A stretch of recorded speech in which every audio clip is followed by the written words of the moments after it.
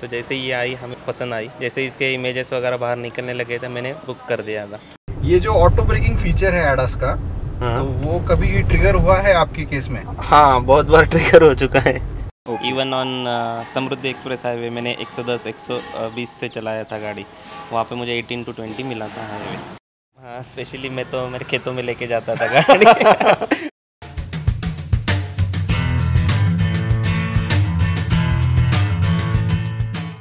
नमस्ते दोस्तों, आज हम कवर करने वाले हैं क्रेटा एडास फीचर वाली, और ये टॉप एंड वेरिएंट लिया है हमारे दोस्त योगेश सर ने। योगेश जी, आपको बहुत बहुत स्वागत है चैनल में। Thank you Vishwajeet. कौन सा वेरिएंट है सर ये? Creta IVT 1.5 SX optional. Okay, इसमें एडास भी है? Yes, with ADAS features. Okay, so आपने पेट्रोल वेरिएंट क्यों लिया? वैसे मेरा अभी यूसेज कम है, इसलिए मैंने फिर पेट्रोल वेरिएंट चूज़ किया। ओके, सो योगेश सर, हम जानना चाहेंगे कि ओडोमीटर अभी कितना हुआ है, परचेस डेट क्या थी? तो परचेज डेट थी 5 मार्च 2024।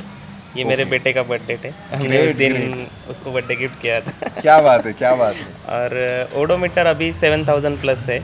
जो सर्विसिंग हुई थी तो वो फ्री वाली थी अभी? हाँ, फर्स्ट फ्री सर्विसिंग ही हुई है, उसमें तो कुछ ज़्यादा होता नहीं है। हाँ।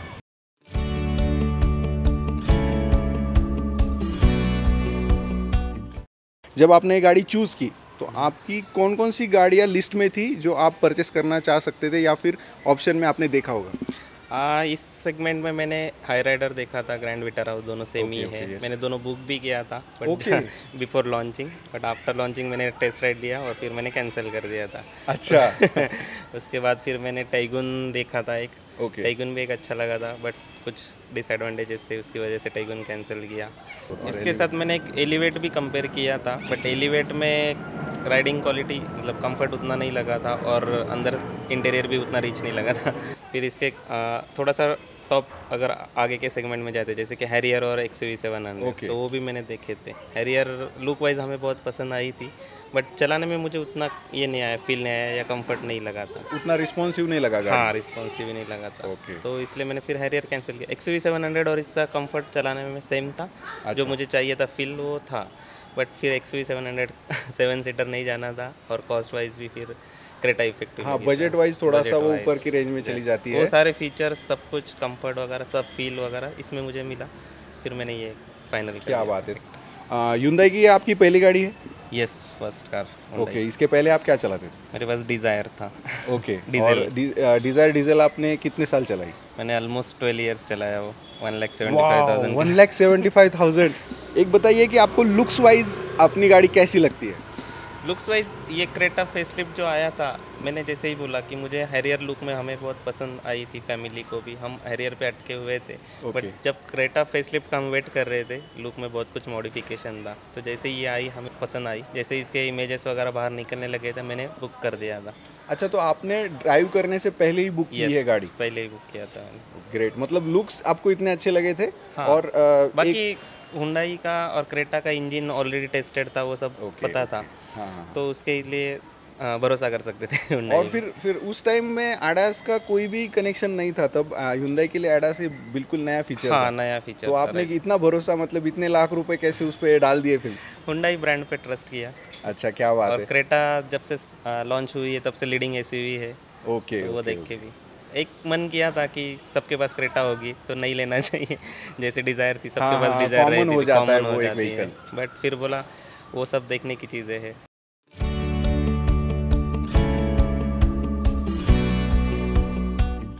एडास फीचर मुझे चाहिए थे। एडास फीचर में मुझे सबसे अच्छा फीचर लगता है एडाप्टिव क्रूज कंट्रोल। ओके, हाँ। हाईवे पे काफ़ी कंफर्ट देता है, तुम्हें रिलैक्स लगता है। वो मुझे चाहिए था, क्योंकि मैंने जब एडाप्टिव क्रूज कंट्रोल के बारे में देखा था, पढ़ा था और टेस्ट ड्राइव भी किया था, तो मुझे वो चाहिए ही चाहिए था। नॉर्मल क्रूज कंट्रोल नहीं चाहिए था, एडाप्टिव ही चाहिए था, तो इसलिए मैं एडास में गया। सो एडाप्टिव क्रूज कंट्रोल आपके लिए टॉप लिस्ट पे था? हाँ, टॉप लिस्ट पे था।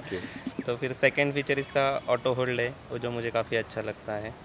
हाँ, मतलब ट्रैफिक में हो, हिल होल्ड पे हो, आपको ब्रेक एक बार दबा दो, बटन दबा देना है, बस गाड़ी मस्त रुक जाती है, अपन रिलैक्स रह सकते हैं। और पुणे के ट्रैफिक, जैसे मेरा डेली यूसेज हिंजवाड़ी वगैरह है। अच्छा, हाँ, तो वहाँ पे तो मुझे ये चाहिए था फीचर। ग्रेट। और थर्ड, इसका जो ऑटोमेटिक गियर बॉक्स है IVT, उसमें जब गाड़ी चलाते हैं तो वो काफ़ी कंफर्टेबल है, तो तुम्हें पता ही नहीं चलता गियर कब शिफ्ट हो रहा है, क्या हो रहा है।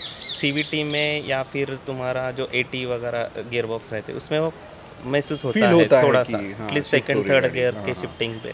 वही मुझे हैरियर में भी ड्रॉबैक लगा था, और इवन टाइगुन में भी वो थोड़ा था। अच्छा, बट आईवीटी इसमें और एक XUV 700 में वो नहीं लगा था, तो इसीलिए मेरा ये दो प्रेफरेबल था। फिर वैसे क्रेटा मैंने फाइनल किया इसके साथ। क्या बात है। तो 3 टॉप एंड पॉइंट्स में बहुत अच्छी अच्छी चीज़ें हैं, जैसे कि एडाप्टिव क्रूज कंट्रोल है और उसके साथ ऑटो होल्ड है, और जो कि ट्रैफिक में बहुत ज़्यादा काम आते हैं। स्मूथनेस भी आ गया गियर में, ऑटो होल्ड भी आ गया, और सबसे इम्पोर्टेंट आपको एडाप्टिव क्रूज कंट्रोल है, तो ट्रैफिक मूव हो रहा है तो आपको कुछ देखने की ज़रूरत नहीं है। एक एक्सपीरियंस बताना चाहता हूँ मैं, जैसे कि मैंने बोला ट्रैफिक में चलाने के वक्त कंफर्ट लगता है। मैंने एक बार अभी जस्ट रिसेंटली हड़पसर गया था मैं, वो भी इवनिंग के टाइप पे और वर्किंग डे में, तो काफ़ी ट्रैफिक से मैं गुजरा था, बट मुझे बिल्कुल भी कुछ लगा नहीं कि मैं हड़पसर पहुंचा हूँ, और इजीली मैं चला गया वहाँ पे। और पहले मैं जैसे भी मेरे डिज़ायर से जाता था तो मुझे बहुत तकलीफ होती थी जाने में।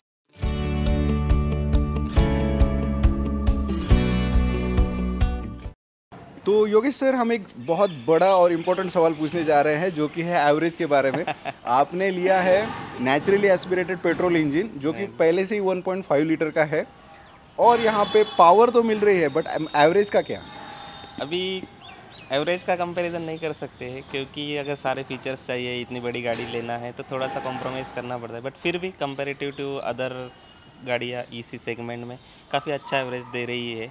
ऑन एन एवरेज सिटी और हाईवे चलाते हैं तो 15 तक का मिल जाता है, हाईवे टू हाईवे चलाते हैं तो 18 to 20 भी मिलता है, अच्छे से तुम चलाते हैं तो। मुझे मिला भी है। Even on Samriddhi express highway मैंने 110 120 से चलाया था गाड़ी, वहाँ पे मुझे 18 to 20 मिला था हाईवे। इवन अपना मुंबई पुणे एक्सप्रेस हाईवे पे 20 का लिया था। तो मैक्सिमम 20 मिला है? हाँ, मिनिमम आपको ट्रैफिक में बम्पर टू बम्पर ट्रैफिक 9-10 9-10 का मिलता है, उससे ज़्यादा नीचे कभी नहीं? नहीं, उससे ज़्यादा नीचे नहीं गया। तो दोस्तों, यहाँ पे ऑटोमेटिक गियर बॉक्स की हम बात कर रहे हैं, उसमें भी पेट्रोल नेचुरली एस्पिरेटेड, और यहाँ पे देख रहे हैं owner is happy with the mileage. ये सबसे बड़ी बात है, क्योंकि बहुत सी चीज़ें हैं जो गाड़ी के साथ आ रही है, तो माइलेज यहाँ पे अगर आप थोड़ा सा इग्नोर कर दे तो मुझे नहीं लगता क्रेटा से अच्छी गाड़ी कोई है। हाँ, इस सेगमेंट में तो भी नहीं लगता।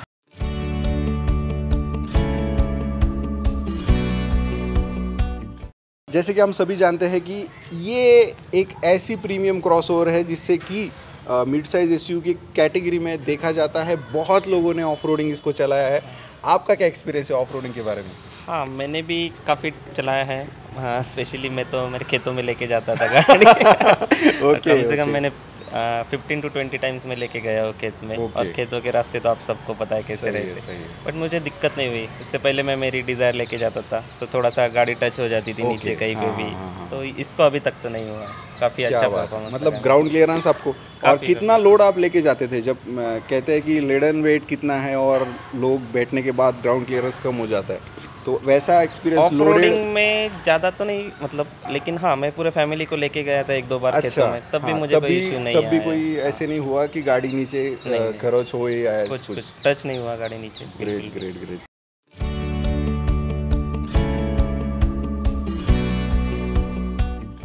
हाई स्पीड पे हम जब जाते हैं तो कैसा हैंडलिंग आपको कैसे लगा था? जैसे मैंने कहा, मैंने अभी तक 110 120 तक ही चलाया है मैक्सिमम, क्योंकि मुझे लगा ही नहीं रहा था गाड़ी 110 120 पे इजीली हैंडल हो रहा था और कंट्रोल में थी गाड़ी। अच्छा। और इवन अंदर बैठे हुए लोगों को भी पता नहीं चल रहा था कि गाड़ी कितने स्पीड में है। अच्छा, तो कंफर्ट के मामले में हाई स्पीड आपको आप कितना रेटिंग देंगे आपका हाई स्पीड के मामले में? कंफर्ट मैं तो 5 out of 5। Okay. So Creta lovers, ये वापस से एक बार वही स्टार्स लेके आई है जो पहले भी था। एक बहुत ही इंपॉर्टेंट सवाल है जो बहुत लोग पूछते हैं, और स्पेशली जब ग्रैंड विटारा और क्रेटा के बीच में जब कंपैरिजन की बात आती है, तो सस्पेंशन में बहुत सारे अलग अलग चेंजेस है इस सेटअप में। तो क्रेटा का सस्पेंशन आपको सॉफ्टर साइड लगता है या फिर हार्डर साइड लगता है? जितना मेरा एक्सपीरियंस है वो तो मुझे हार्डर साइड लगता है। जैसे ही हम ज़्यादा स्पीड से गाड़ी चलाते हैं तो छोटे मोटे जो पॉट होल्स वगैरह रहते हैं या रंबल स्ट्रिप्स वगैरह रहते हैं, उस पर हमें कुछ भी महसूस नहीं होता है, बट हाँ, स्मॉल स्पीड पे थोड़ा सा वो महसूस होता है। आपको वो फील आता है? आता है। ठीक है। सो रिस्पॉन्सिव सस्पेंशन होने की वजह से ये है, बट इसका एडवांटेज क्या बोल सकते हो आप? राइड क्वालिटी काफ़ी अच्छी लगती है और जैसे भी आप मतलब कितना भी स्पीड से चलाओ गाड़ी तो रिस्पॉन्सिव है और कंट्रोल में रहती है गाड़ी। तो मतलब आपको राइड क्वालिटी के मामले में आप बहुत इसको ज़्यादा रिलायबल हो? सेटिस्फाइड हूँ। ओके ओके, सेटिस्फाइड है सर।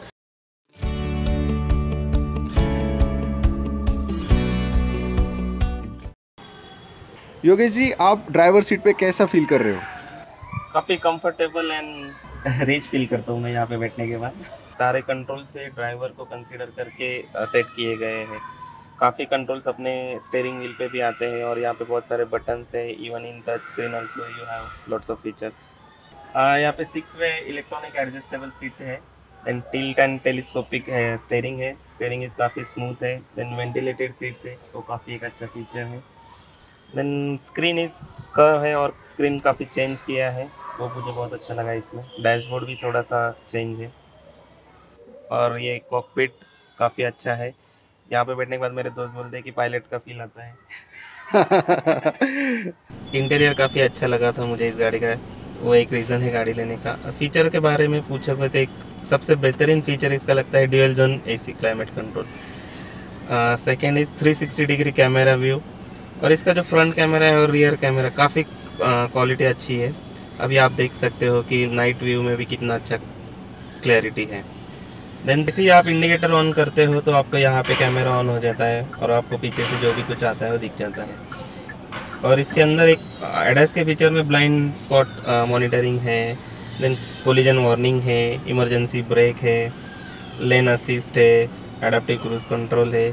सारे काफ़ी कंट्रोल्स यहाँ पे स्टीयरिंग व्हील पे दिए गए हैं। और इसका सबसे बेहतरीन है एक सनरूफ, जो कि पैनोरामिक सनरूफ है। Open the sunroof. Opening the sunroof. Sunroof is opening now.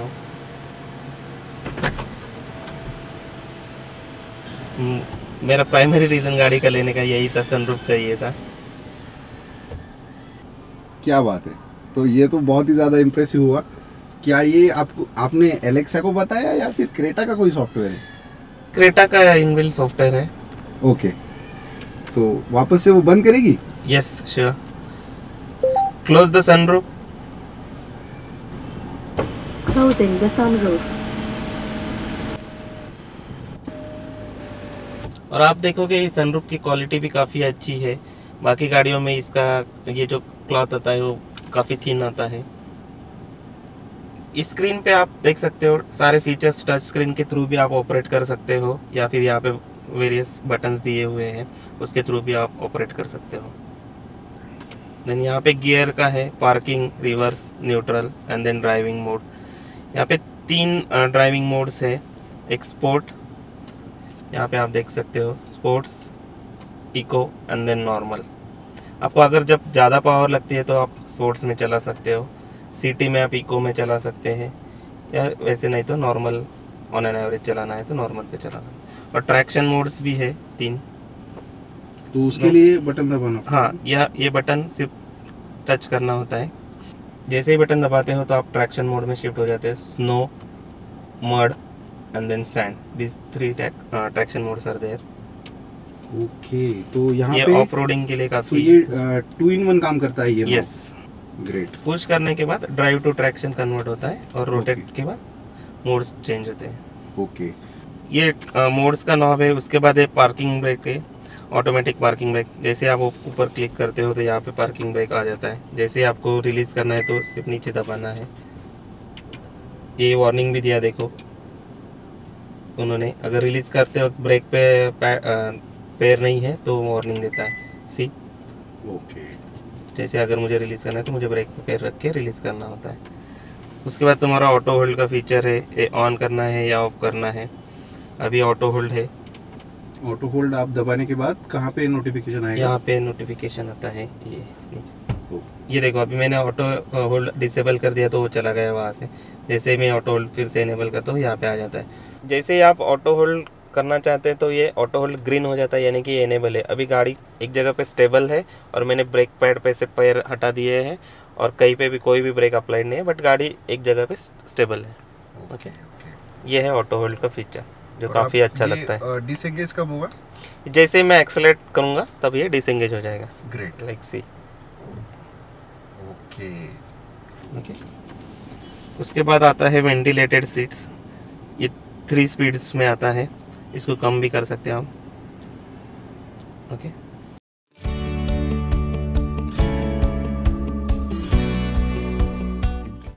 उसके बाद आता है एक कैमरा का बटन। इसके क्लिक करने पे यहाँ पे एक 360 डिग्री व्यू का कैमरा आ जाता है। ये देखो, ये फ्रंट व्यू का है। इसमें जैसे आप यहाँ पे क्लिक करते हो तो 3 व्यूज़ आते हैं। एक है फ्रंट व्यू, उसमें ये है वाइड व्यू फ्रंट साइड, और ये है दोनों साइड के फ्रंट के जो टायर्स है उसके आजू बाजू का व्यू आता है, और पूरे गाड़ी का व्यू तो यहाँ पे 360 में आपको दिख ही रहा है। Then next is rear camera. Rear camera में 2 व्यूज़ है, एक है ये नैरो व्यू और ये है वाइड व्यू। ओके।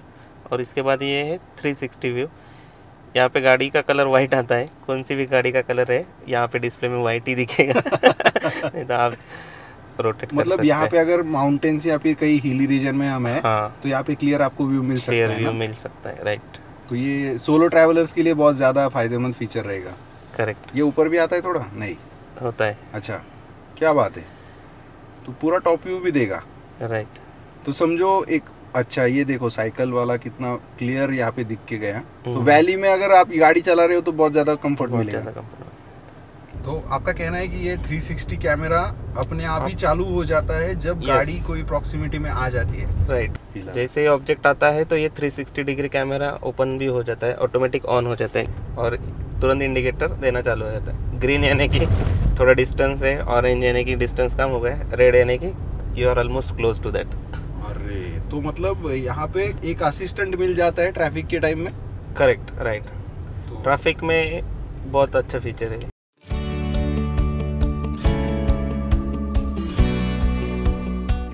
ये जो ऑटो ब्रेकिंग फीचर है एडास का, तो वो कभी ट्रिगर हुआ है आपके केस में? हाँ, बहुत बार ट्रिगर हो चुका है। अच्छा, तो उसकी वजह से कोई दूसरा मिस हज़ार्ड तो नहीं हुआ? तो हमने कुछ ऐसे किस्से सुने हैं कि गाड़ी ने अपने आप ही ब्रेक लगा दिया और पीछे से किसी ने ठोक डाली। नहीं, तो वैसे तो कुछ नहीं हुआ अभी तक। तो मतलब आपका वैसा पॉजिटिव एक्सपीरियंस ही है अब तक? हाँ, पॉजिटिव एडास के साथ।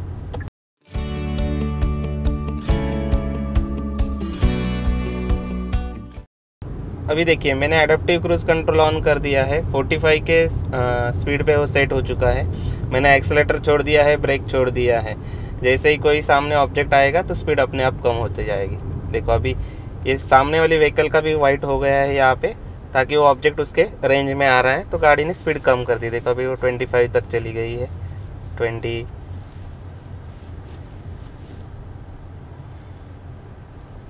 अब ये पूरी स्टॉप भी हो जाएगी क्योंकि सामने की गाड़ी रुक गई है। तो आपने ब्रेक दबा रहे हो? मैं ब्रेक नहीं दबा, मैंने पूरा पैर हटा लिया है ब्रेक से, एक्सेलेरेटर से। ये स्टॉप एंड गो का जो फीचर है वो ट्रैफिक में यहाँ पे आप काम में आ रहा है, क्योंकि ये 3 सेकंड बाद अपने को नोटिफिकेशन दे रहा है। राइट। तो जब सिग्नल छूट जाएगा तो आपको बस ये थोड़ा सा एक्सेलेरेट करना है ताकि क्या बात है, वापस 45 के स्पीड पे क्रूज करने लगेगी। यहाँ पे देखो, यहाँ पे आ रहा है कितने के स्पीड पे अपन ने सेट किया है, और ये सामने वाइट दिख रहा है, ये इनेबल दिख रहा है, यानी कि सामने ऑब्जेक्ट है इसलिए वो दिखा रहा है। जैसे वो ऑब्जेक्ट हट जाता है तो डिसेबल हो जाता है, ग्रेड आउट हो जाता है। अच्छा, ये मोस्टली हाईवे के लिए अच्छा रहता है। जैसे कि सामने की गाड़ी स्लो हो गई तो अपनी गाड़ी भी स्लो हो जाती है, जैसे ही सामने की गाड़ी फास्ट चलने लगी अपनी गाड़ी भी उस स्पीड तक चली जाती है जिस स्पीड पे हमने सेट किया है एडाप्टिव क्रूज कंट्रोल। तो ट्रैफिक में इसका मतलब प्रैक्टिकलिटी कितना लगा आपको पिछले 6 महीने में? अभी ट्रैफिक में मैंने उतना ज़्यादा यूज़ नहीं किया है वैसे, ओके। देखने जाए तो इसमें एक फीचर भी है, जैसे कि लीडिंग व्हीकल मूविंग करके। अभी सिग्नल पे अगर सामने की गाड़ी चली गई और हम एक ही जगह पे रुके हैं तो वो वहाँ पे वार्निंग दे देता है कि आगे की व्हीकल मूव हो रही है करके। बट है काफ़ी, अभी देख रहे हैं हम सिग्नल पे रुके यहाँ पे पिंपले सौदागर एरिया में। तो आपने ब्रेक नहीं दबाया है? नहीं, अभी ब्रेक पे मेरा पैर ही नहीं है। एक्सेलरेटर पे भी नहीं है। ओके, तो ये ऑटो होल्ड पे अपने आप चली गई है? नहीं, अभी एडाप्टिव क्रूज कंट्रोल है, इसकी वजह से ऑटो होल्ड की जरूरत नहीं। अगर मैं अभी, हाँ, अब आपने ये देखो leading vehicle is driving on, वो फीचर भी पता चल तो गया। अभी मैंने थोड़ा सा एक्सेलेरेट करके छोड़ दिया है एक्सेलेरेटर, अभी वो अपने अपनी स्पीड पकड़ेगी। अच्छा, वो 2 व्हीलर भी डिटेक्ट कर हाँ, सब कुछ भी ऑब्जेक्ट आने दो आगे वो डिटेक्ट कर लेता है। ये देखो अभी वो स्पीड ले रही है, अभी वापस से गाड़ी रुक गई है, तो ये भी गाड़ी अपनी रुक गई। अच्छा, तो आप ब्रेक नहीं दबा? मैं ब्रेक नहीं दबा रहा हूँ। ये देखो सामने की गाड़ियाँ मूव हो रही है तो अपनी गाड़ी भी मूव हो गई। ये देखो मैंने ब्रेक दबाया तो ये डिसेबल हो गया अभी एडेप्टिव क्रूज कंट्रोल। अच्छा, आप रेड लाइट की वजह से आपने जब ब्रेक दबाया तब वो ये डिसेबल हो गया। अब वहाँ पे कुछ गाड़ी वगैरह कुछ नहीं आ रही है और जो अभी गाड़ी थी वहाँ पे वो ग्रे आउट हो गई और स्पीड लिमिट भी ग्रेड आउट हो गया।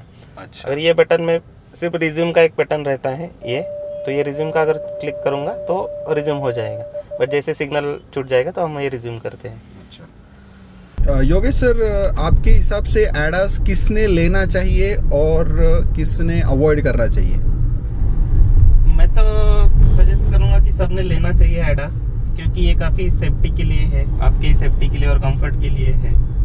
आप इनिशियली थोड़ा सा एडजस्ट करने में टाइम लगता है, जैसे मुझे भी एडेप्टिव क्रूज कंट्रोल ऑपरेट करने में थोड़ा सा टाइम लगा था, बट जब आप उसको यूज टू हो जाते हो तो काफ़ी यूज़फुल फीचर है।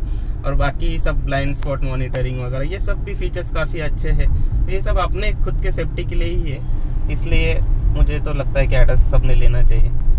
और अगर एडास गाड़ियाँ ही अगर रोड पे रहेगी तो एक्सीडेंट्स के चांसेस बहुत कम हो जाएंगे। अच्छा, बहुत बार ऐसे बोला जाता है कि 2 व्हीलर बीच में आ जाती है, ठीक से डिटेक्ट नहीं हो पाती, तो ऐसा कभी आपके साथ हुआ है कि ऑब्स्ट्रक्शन? अभी तक तो ऐसा हुआ नहीं है कि सडन मुझे ब्रेक करना पड़ा है, गाड़ी ने नहीं डिटेक्ट किया है, या एडेप्टिव क्रूज कंट्रोल के वक्त कोई गाड़ी सामने आई है फिर भी उसने स्पीड कम नहीं किया, या इवन 2 व्हीलर या सामने कोई पर्सन भी अगर क्रॉस करता है आता है तो भी गाड़ी डिटेक्ट कर लेती है इमीडिएटली। अच्छा, तो आपका तो मतलब पॉजिटिव, तुम्हारा स्पीड ब्रेकर्स वगैरह ये चीज़ें जो रहती है वो अभी तक वो डिटेक्ट नहीं करते हैं, और आई थिंक ये किसी भी एडास लेवल 2 में अभी तक तो वो हुआ ही नहीं है। राइट। अच्छा,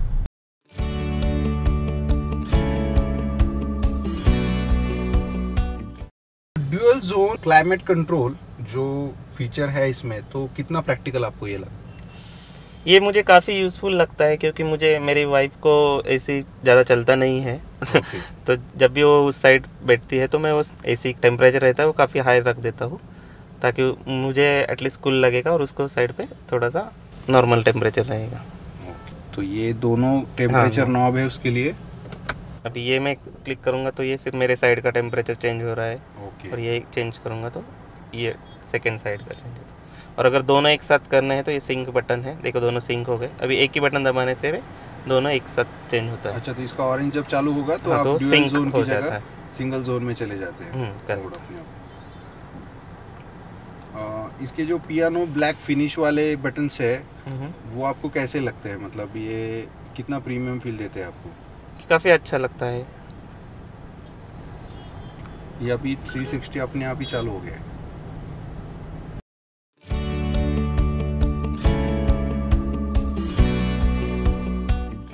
जैसे कि हम बात कर रहे थे टॉप फीचर्स की, तो आपने एक फीचर कहा था IVT। अभी देखो मैं कितनी स्पीड से चला रहा हूँ गाड़ी या स्लो चलाता हूँ, तो गियर मुझे पता नहीं कौन से गियर में गाड़ी चल रही है जनरली, और यहाँ पे कोई नोटिफिकेशन भी नहीं आता है कौन से गियर में है गाड़ी, और इजीली गियर शिफ्ट होता है, कुछ लैग नहीं पता चलता है या कुछ महसूस ही नहीं होता है कि गियर शिफ्ट हो रहा है। ओके, ये नेचुरली एस्पिरेटेड इंजन है, तो उसके बारे में थोड़ी और जानकारी हम लेना चाहेंगे आपसे। ओके, तो जो मैंने सुना था कि ज़्यादा पावर के लिए टर्बो इंजन प्रेफर करना चाहिए ये वो, बट मुझे अभी तक ऐसा कुछ महसूस नहीं हुआ है। नेचुरली एस्पिरेटेड में भी मुझे जितनी पावर की ज़रूरत है वो मुझे जनरेट हो रही है। मुझे कभी ओवरटेकिंग में या पिकअप लेने में कभी भी कोई दिक्कत नहीं हुई है, और ऐसा भी नहीं है कि मैं काफ़ी स्मूथ ड्राइविंग टाइप पर्सन हूँ, तो थोड़ा सा मैं राउडी टाइप ड्राइविंग भी कर लेता हूँ, तो तब भी मुझे कभी अभी ऐसा लगा नहीं है कि मुझे टर्बो इंजन लेना चाहिए था, कि मुझे अंडर पावर लग रही है गाड़ी, ऐसा कुछ नहीं फील हुआ है अभी तक तो। अच्छा, बातें चलती है कि माइलेज वर्सेस परफॉर्मेंस, तो क्या आपको सही कॉम्बिनेशन लगता है ये naturally aspirated petrol engine? Like mileage भी तुम्हें अच्छा मिलता है, परफॉर्मेंस भी काफ़ी अच्छा ही रहता है। हार्डली मतलब जो भी ज़्यादा पावर की ज़रूरत है उन लोगों को थोड़ा बहुत हार्डली 1 या 2 इंस्टेंस में लगता होगा कि मुझे पावर चाहिए थी, बट मुझे अभी तक तो ये कभी महसूस नहीं हुआ है। तो मतलब आपका तो क्लियर रिकमेंडेशन रहेगा कि नेचुरली एस्पिरेटेड में ही जाना चाहिए। ओके, तो ये बहुत ही बढ़िया इनपुट आपने दिया है सर।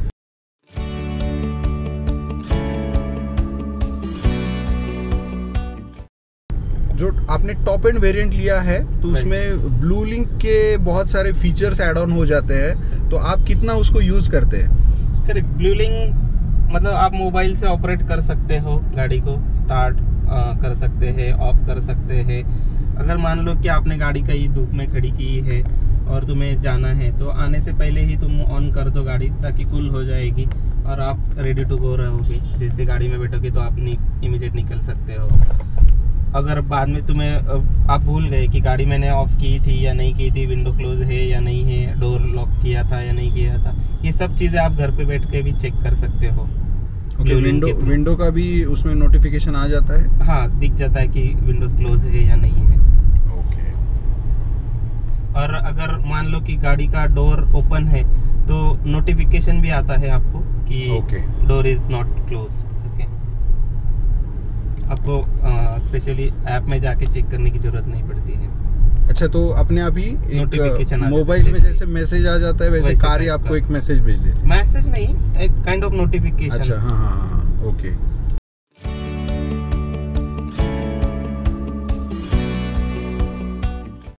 हेडलाइट का थ्रो आपको कैसे लगता है गाड़ी का? हेडलाइट का काफ़ी अच्छा लगता है मुझे, इसमें काफ़ी वाइड भी जाता है और अभी हम ज़्यादा नोटिस नहीं कर पाएंगे क्योंकि ये स्ट्रीट लाइट्स है यहाँ पे, बट पूरा डार्क एरिया में जब जाते हो आप तो काफ़ी अच्छा व्यू मिल जाता है। तो आई स्ट्रेन बिल्कुल नहीं आता है नाइट ड्राइविंग के टाइम आपको? ओके। और ये जो कनेक्टिंग जो DRL दिया है जिससे कि बहुत मस्कुलर लगती है गाड़ी। मैं काफ़ी दिनों से वेट कर रहा था फेसलिफ्ट मॉडल का, क्रेटा का। जैसे ही फेसलिफ्ट ऐप से मैंने बुकिंग कर दिया था। अगर क्रेटा को मैं एक फैमिली कार के तौर पे अगर देखूं तो आप कितना रेटिंग उसको देंगे? मतलब आपको कितना कंफर्टेबल लगता है 4 लोगों को ट्रैवल करते समय? 4 लोगों के लिए तो काफ़ी कंफर्टेबल ही है। इवन आई कैन से 5 लोग भी कंफर्टेबली बैठते हैं। टाइगून का वही एक रीज़न था मेरा कि उसमें पीछे के साइड में 3 लोग कंफर्टेबली नहीं बैठ पाते। जैसे ही 3rd पर्सन बैठ जाता है तो वो बाकी के 2 भी अनकंफर्टेबल हो जाते हैं। तो वो एक रीज़न था टाइगून का कैंसिल करने का। क्रेटा में वो चीज़ मुझे महसूस नहीं होती। विद फैमिली में फर्स्ट टाइम मेरे होम टाउन गया था, which is almost 400 kilometre from Pune city. तो उस वक्त हम 5 लोग थे गाड़ी में और it's fully loaded in a boot space, because हम एक शादी में जा रहे थे तो काफ़ी सारा सामान था। फिर भी हमें काफ़ी अच्छा कंफर्टेबल राइड हुआ था। मेरे फैमिली मेम्बर्स को महसूस भी नहीं हुआ कि हम 400 किलोमीटर ड्राइव करके आए हैं। और तब भी मुझे ऑलमोस्ट 15 का एवरेज मिल गया था गाड़ी। वाह, 15 का एवरेज तो बहुत ही ज़्यादा प्रैक्टिकल हो गया। पेट्रोल इंजन में 1.5 लीटर में ये फिलहाल बहुत ही अच्छा प्रॉमिसिंग डिजिट हमें लग रहा है। सर, आपको स्टीयरिंग कितना स्मूथ लगता है इस गाड़ी का? स्टीयरिंग काफ़ी स्मूथ है इसका कंपेयर टू मतलब ये इस सेगमेंट में जो गाड़ियाँ हैं। अभी लगता ही नहीं कि हम इतनी बड़ी गाड़ी लगा मतलब चला रहे हैं। तो सर अभी क्या हुआ था? अब आप जब बात कर रहे थे तब एकदम से अलार्म क्यों? सामने की गाड़ी ने अचानक ब्रेक लगा दिया था तो यहाँ पे इमरजेंसी वार्निंग आ गई थी हमें। कोलिजन वार्निंग का एक मैसेज आया था वहाँ पे। और एक फीचर इसमें ये भी है कि वो वार्निंग भी देता है, consider taking a tea break करके। ओके। तो डिजीनेस वार्निंग होगा।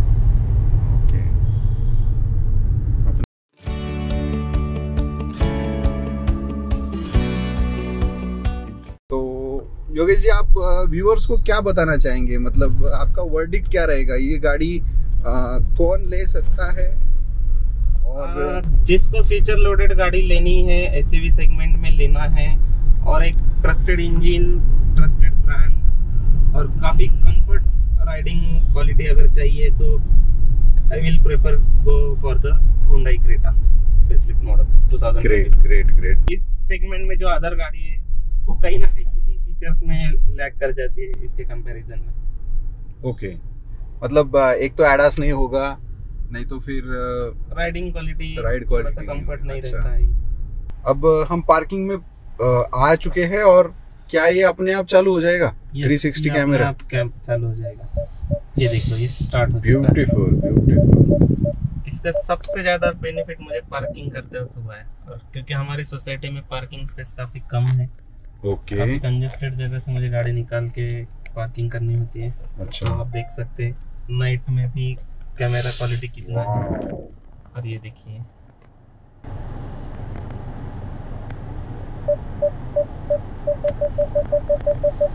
ये देखो नोटिफिकेशन भी आता है तुरंत। पीछे पिलर था नज़दीक में इसलिए नोटिफिकेशन आ रहा था। और यहाँ पे स्टीयरिंग का डायरेक्शन भी पता चल रहा था।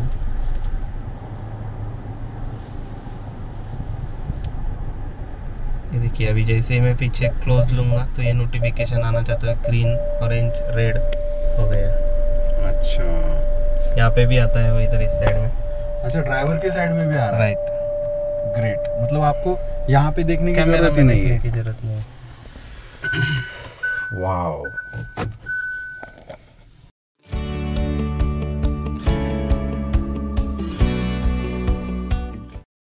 जैसे कि ये टॉप एंड वेरिएंट है, फिर भी मैंने कुछ चीज़ें एक्सटर्नल एक्सेसरीज के अंदर ली थी। जैसे कि तुम्हारा डैश कैम है, आजकल बहुत ही काफ़ी यूज़फुल फीचर है वो। देन मैंने साइड स्टेप लगाया था कंसिडरिंग मेरी मदर एंड मेरा बेटा। देन मैंने एक फ्लोर लैमिनेशन किया था एंड मैंने पीपीएफ करवाया है बस। ओके, पीपीएफ का रिजल्ट आपको कैसे आया? अभी तक तो काफ़ी अच्छा लग रहा है। ओके, तो गाड़ी धोने की अभी ज़रूरत नहीं पड़ती? नहीं, गाड़ी वॉश तो करना पड़ता है ओके। बट एवरी वॉश के बाद काफ़ी शाइन करती है। ओके, हाँ नए जैसी दिख रही है अभी गाड़ी अभी भी। कितना खर्चा आया पीपीएफ का आपको? पीपीएफ में मुझे 73,000 का टोटल एस्टिमेट। अच्छा, टोटल कॉस्ट आपको 73। और इसका कुछ आप वारंटी वगैरह मिला है उनकी तरफ से? वारंटी है। Great great great.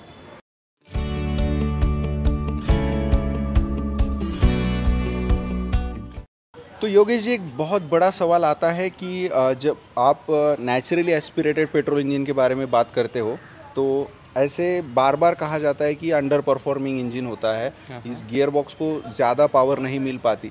आपको क्या फील आया है कभी ऐसा, टॉर्क कम है या फिर पिकअप नहीं मिल रहा है ऐसे? नहीं, अभी तक तो ऐसा कुछ लगा नहीं है मुझे। मैंने काफ़ी हाईवे पे चलाया है तो ओवरटेकिंग में वगैरह या कहीं पे भी पिकअप में मुझे तो भी अभी तक तो इशू नहीं आया। और इवन मैंने जैसे बोला समृद्धि हाईवे पे मैंने 110 120 इवन नॉर्मल हाईवे पे भी उतना चलाया है, तो तभी मुझे कुछ इशू नहीं लगा अभी तक। अच्छा अच्छा, तो मतलब आपने कभी डायरेक्टली कंपेयर किया है कि टर्बो पेट्रोल इंजन और नेचुरली एस्पिरेटेड इंजन से, ऐसा कुछ आपका एक्सपीरियंस है? किया था कंपैरिजन, लेने से पहले टर्बो चाहिए या नहीं चाहिए। बट उतने पावर की ज़रूरत नहीं लगती है। हाँ बराबर है, जो यूसेज आपका है इंडियन रोड्स। Okay okay. तो नेचुरली एस्पिरेटेड और टर्बो में माइलेज का कितना डिफरेंस आपको मतलब स्टडी से पता चला था कि टर्बो पेट्रोल लेंगे तो कितना माइलेज आएगा और नेचुरली एस्पिरेटेड लेंगे तो कितना माइलेज आएगा? आई थिंक 2 से 3 किलोमीटर का तो भी डिफरेंस आता है। 2 से 3 किलोमीटर? हाँ। ओके। और मतलब वो ट्रैफिक के मामले में तो और भी ज़्यादा हो जाता है। हाँ। तो आशा करते हैं आपको वीडियो पसंद आया ही होगा, और हम बहुत बहुत शुक्रिया करते हैं योगेश जी का, क्योंकि उन्होंने इतना फैबुलस रिव्यू हमें दिया है। एक शॉर्ट टर्म रिव्यू था क्रेटा एडास के बारे में, बट एक लॉन्ग टर्म रिव्यू भी हम एक्सपेक्ट कर रहे हैं। योगेश जी, आप जल्दी से किलोमीटर कंप्लीट कीजिएगा। Yes, sure Vishwajeet sir.